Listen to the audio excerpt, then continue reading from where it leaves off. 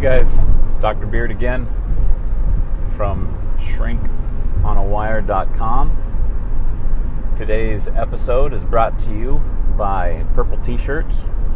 Thank you, Purple T-Shirt. You're magnificent. All right, guys. Today I'd like to talk about anxiety. So anxiety is, I'll define what it is, some of its causes, and then we can talk about how to manage or how it can be helped. So anxiety is a perceived dread, subjective experience of worry, a sense of concern for a perceived danger in the future rather than a real concern or present danger. That would be called fear, but anxiety is kind of an indistinct. You can have an anxiety about a specific thing or person or activity, but the results may be unrealistic, unreliable, or they may be, if they were real, then that by definition would be a fear. Okay.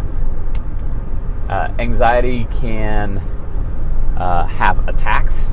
Generalized anxiety disorder can be experienced as palpitations, sweat. Palpitations is your heart going really fast. Sweating is sweating. A knot in your gut, concern, kind of overwhelming sensation and feelings about that sense of dread that something bad's going to happen.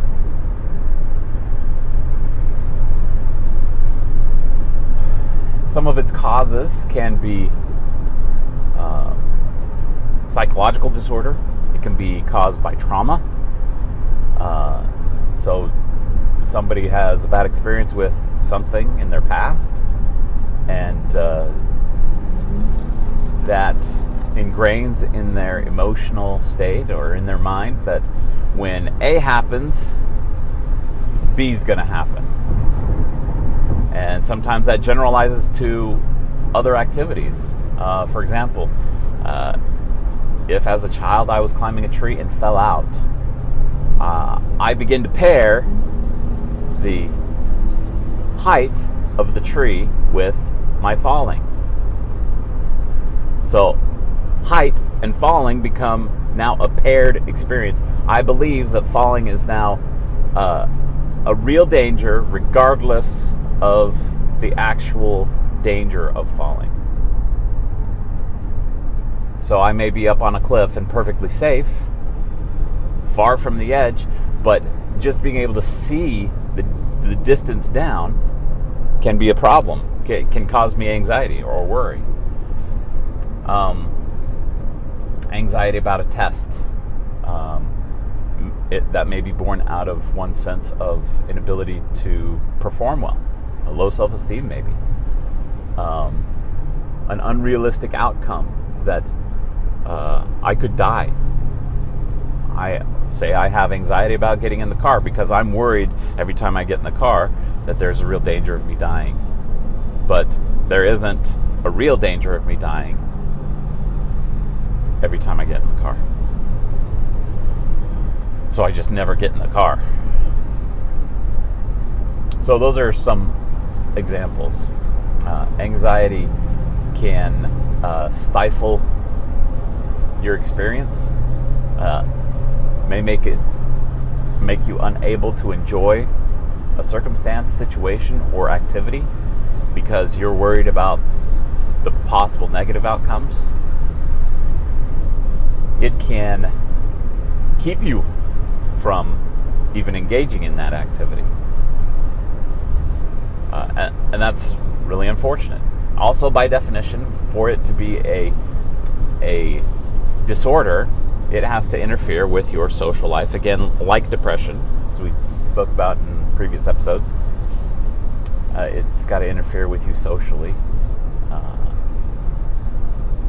at your job, school, and other aspects of your life. Your ability to sleep, eat, etc. So some of the treatments for anxiety. Now, I've gone over the 5-minute mark, and I'm trying to compress these things rather than just blab on and on and on.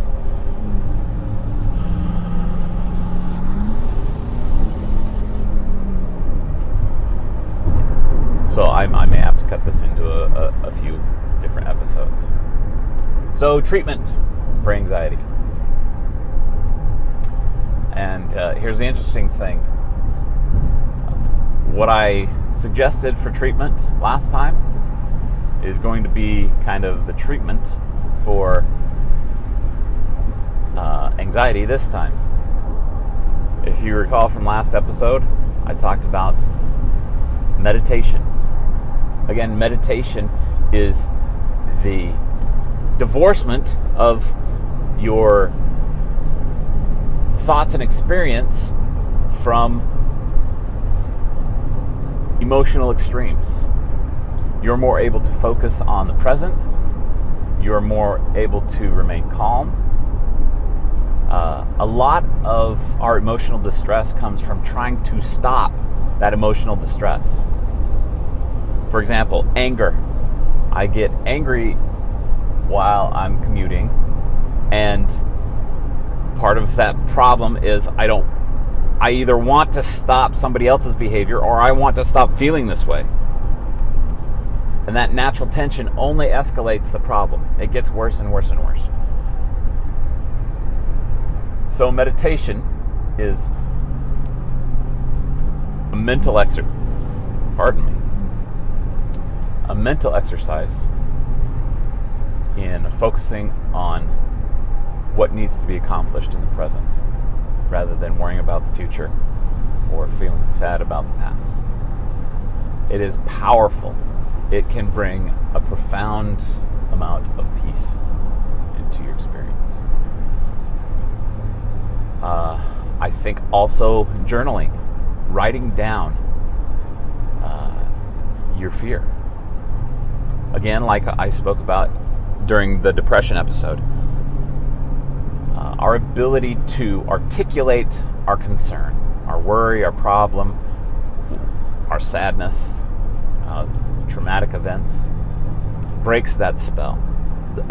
The spell of it is serious, it is terrible, and I will always be bound by it. But once we symbolically express some kind of control over it, whether it's writing it down or expressing it in verbal terms, we're symbolically expressing some kind of mastery over it. I hope that makes sense. I really want it to make sense. Also, other good emotional habits include talking about gratitude. This can help with all kinds of emotional distress: depression, anxiety, anger, apathy, a sense of meaninglessness, all of these feelings of hopelessness or helplessness, is taking up a habit of gratitude. When you begin your day, and that's what I recommend, that you begin your day with a genuine expression of gratitude, whether it's to a person or again in a journal, writing these things down. Guys, I really appreciate your time and attention and joining me on this little experiment. These are tips and clues and helps from somebody who understands some of your problems. Guys, I'd like to invite you to subscribe. I think it's right over here under my finger. Or in the comments, write about what helps you in your anxiety. Tell us what helps you with your depression. Again, I really appreciate your time and effort, guys. You be well, and we'll talk to you next time. Thanks. Bye.